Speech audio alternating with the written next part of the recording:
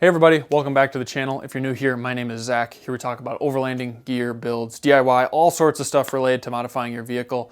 Today we're going to be talking about a modification that I did kind of a little while ago, but I've also been testing out and I've had to refine my approach for it a little bit. So it's taken me a little bit longer than I really was hoping to actually make this video, but I think it's a little bit better informed. And so as is maybe known by some of you out there, I have a new rear bumper from C4. I'll be talking more about this in the coming videos, or I'll probably release a couple videos on it eventually, but I have a way to mount my spare on the back of my vehicle now, which is great. And I actually do have a full-size 35-inch spare now.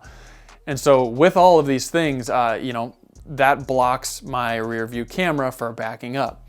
And there are a backup relocation system, but one thing is running your backup camera with like an aftermarket way, like the Anytime front and rear cameras, or if you have a head unit like the Disassembled head unit that allows you to do this, it still is mounted fairly low on the vehicle, which is good and bad, has its pros and cons.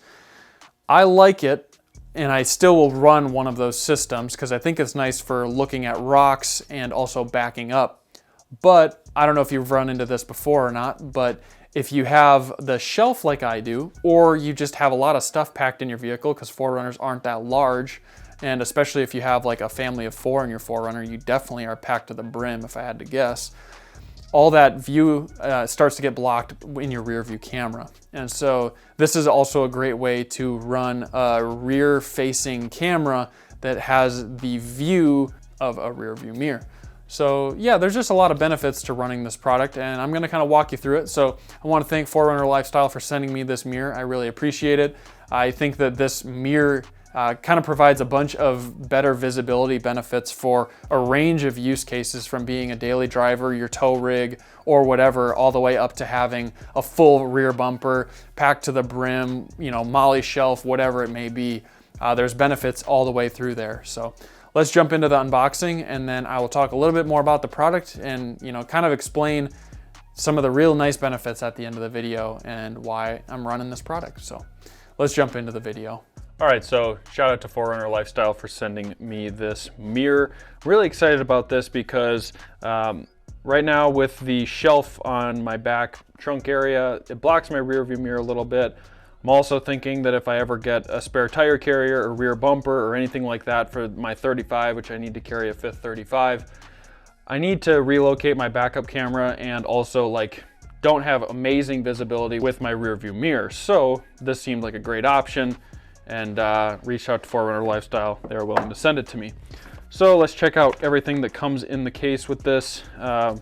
Basically what this allows us to do is, I think there's a way to set up a front camera on it as well, but it only comes with a rear camera. I have a front camera on mine currently, which is just through my head unit. So I'll link that video up above if you're wanting to check that out. Right here, we've got the mirror itself. Well, I don't want to break it, but I got to figure out how to rotate this. Oh yeah, that's right. The front camera is built right into the mirror there. So yeah, there's a front camera and there's a rear camera, but you're not going to have a front camera that really sees down by the rocks. It's going to be looking more forward towards the road.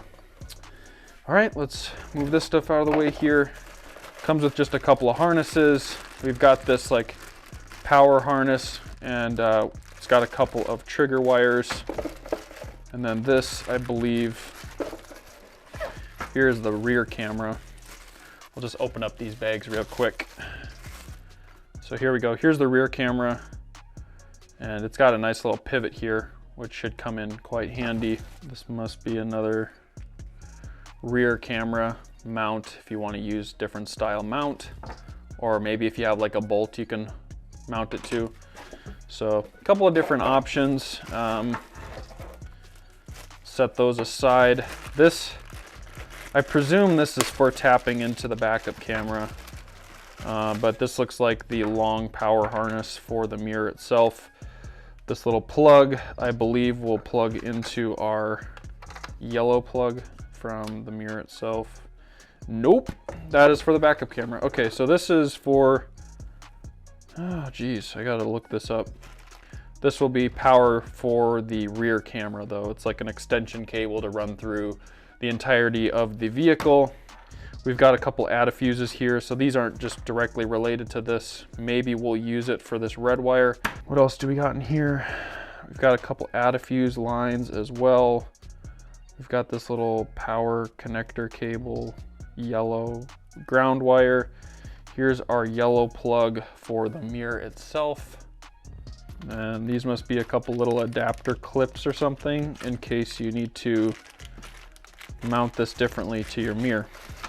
All right, well, that's everything that comes in this kit, except for this bag here, which is a microphone. Nope, GPS. All right.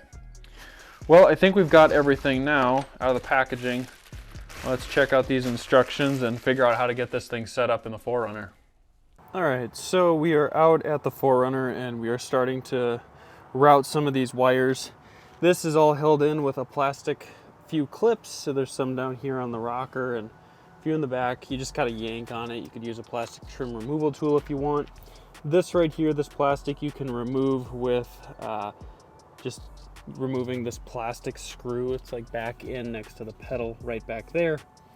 And then what we're gonna do is first route this rear cable for the camera. So I've done a little bit of recon so far for this, but I'm gonna route this down through. Hopefully we can use all the adaffuses with the fuse panel that's underneath here, and we'll route this cable all the way back. So I've got it started. It is underneath this seatbelt area here. I'm gonna route it along here up into this quarter panel. And this is the cable for my antenna, so we're gonna kind of route this right along next to it. This is where the project really gets fun. I've removed this panel, the rear tail light panel, and this little screw spot down here. This is actually a really nice area to gain access to. The unfortunate part is to get access to this the quick way, you're going to have to break some things. So these little clips here are held with these screws. I'm not really sure why this is this way, because there's little hooks on all the sides, so you can kind of pry this out and pop it in. Anyways, I broke the one on that side a while ago, and I just broke this one. So we should have enough access now along there to get our cable up and through. Feel free to use whatever your favorite cable routing method is, whether it's with a snake or old hanger or something like that. So let's get this cable back to where we need it to be. One other spot I forgot to mention is this little piece will pop out. There's a couple clips on this side, and yeah, I just pried right in here and it pops out. So that should give us quite a bit of space to kind of work in here. Here's my snake, kind of routing that through there. So hopefully we can get this cable through here without too much trouble. Another trick I remembered, I don't know if this like ruins the waterproof ability or something, but I've just pulled this apart before and routed the cable right through here. And I just remembered that after you know, you attempt a few things and you get desperate, and then you realize some of the tricks you've done in the past, and that is something I've done before. So we've got it to here, now to get it to the back. All right, so after this slow, painful process, we got the wire through there, up to here, and then routed from here into here. Then we're gonna pull up to the front here, start routing it along the plastic up to this spot right here. And that will allow us to get it to the spoilers so that we can get this camera really up nice and high. So next we're gonna remove the stock mirror. That's a little Torx screw, and we'll remove that, pop off that plastic clip, and we can take this stock mirror down.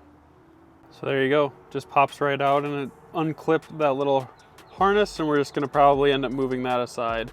All right, so we've got the new mirror right here, just oriented correctly. Notice how the sticker is on, and that's going to tell you which way is up and down if you don't know the shape of like your standard mirror, but typically, you know, the longer side of the mirror goes down. We've got this little piece right here which we can clip in, and it will latch in, if you can kind of see there, to the mirror. This is a stock like routing piece. I just realized I actually put that in too quickly. I've got to run this cable through there, and then we'll route this wire along the headliner. All right, so as you can see, we just got it in place now. So then we'll slide the cable management slider up once we get this wire ran. And there's a little screw at the bottom to lock this into place. And then the mirror goes up just like that. All right, so as you can see, I've got the snake ran down through here, and it is run right down through this area next to this A-pillar here. So we're gonna route the cable for the camera and the mirror and everything up through this space using the snake.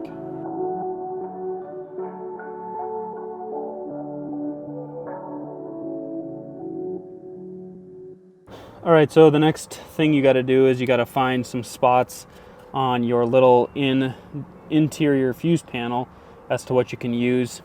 So you can use a voltmeter set on DC and play around with your key being on and off to figure out which is set up at what. What I did was I used the ACC power up at the top here. It's a 7.5 amp. And then for the constant power, I used this 7.5 amp door fuse right in the middle. Let's see if we can get it to come into focus. Right there, that one.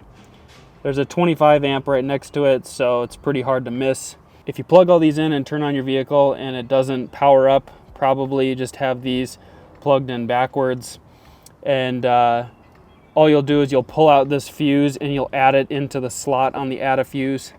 And you plug these right in to these wires. So pretty simple. The yellow wire will go to the door, which is your battery or your battery positive. This is just your positive power.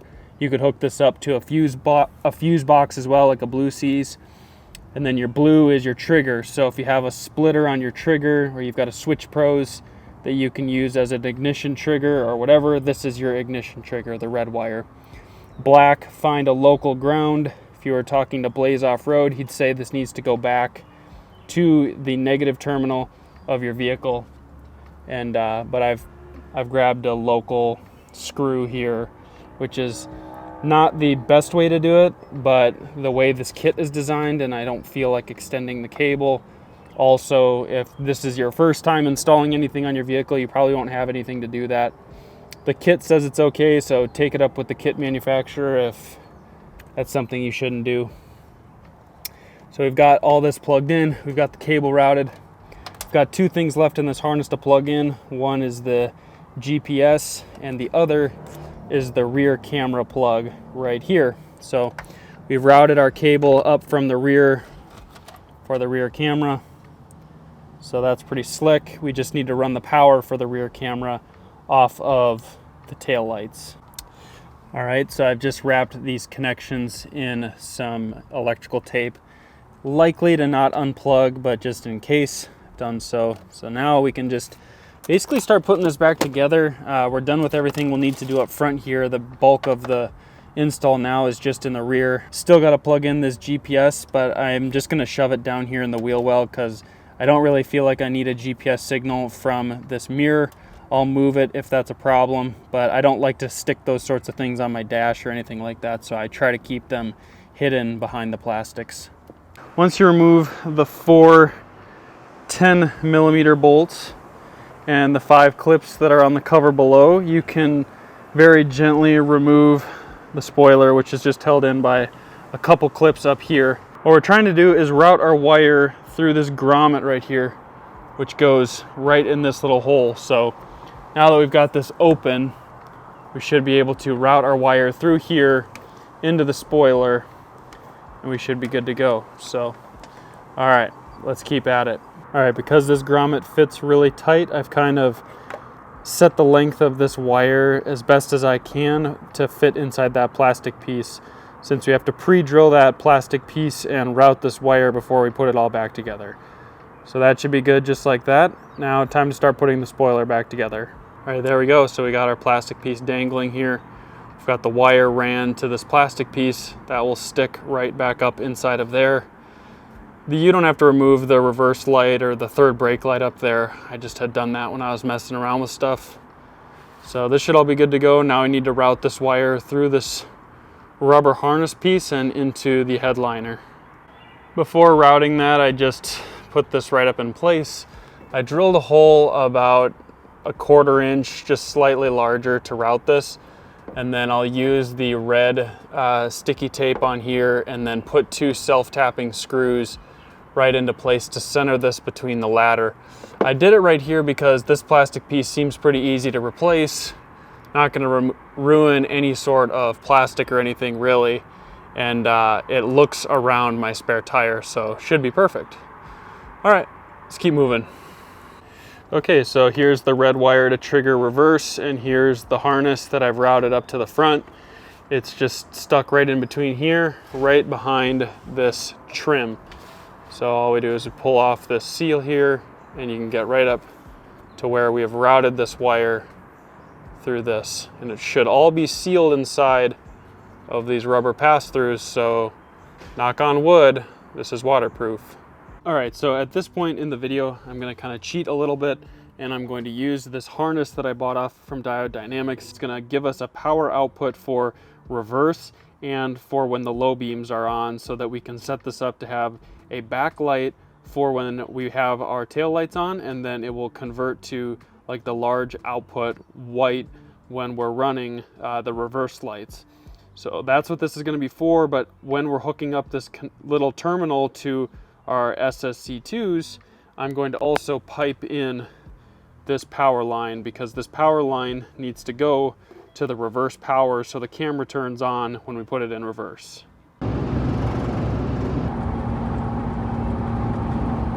So hopefully some of those videos were kind of helpful for you to actually see some of the functions of this mirror. It's kind of hard because the screen is sort of reflective, and it's a lot easier to film it during the day than at night, but when it's during the day then it's sunny. So it's not like the most ideal way to film it, but I kind of wanted to show you sort of working in real time.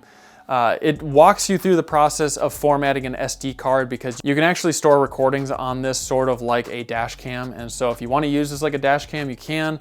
I haven't set that functionality up yet, but I know that it's there, and it's something I'm actually considering doing. This like rear view mirror or rear camera system or whatever has a front facing camera and a rear facing camera. So you can just look at the rear facing, or you can do front and rear. I haven't hooked up the rear trigger yet either for when you put it in reverse, but it looks like it does some sort of a zoom, sort of linear feature on the fisheye lens when you're backing up, so that it's not distorted in like kind of funky ways. Because I will say that the depth perception in the rear camera is a little bit funky, but I think that's really all that does, and you can manually run that on the mirror. It doesn't bother me a ton, and so I haven't hooked up that trigger, but I will in the future, so keep an eye out for that video. I'm kind of revamping some rear trunk electrical right now, and so it's just taking a little extra time to kind of get that whole system in place. So I've just left that trigger off for now so I can get this video out to you all. But yeah, you can go on the mirror and you can customize all kinds of things, like if you want the front and rear running at the same time, if you want just the rear facing. Mine starts up and turns off when you turn on the vehicle. It's super simple, and it basically just acts like a really fancy rear view mirror right now.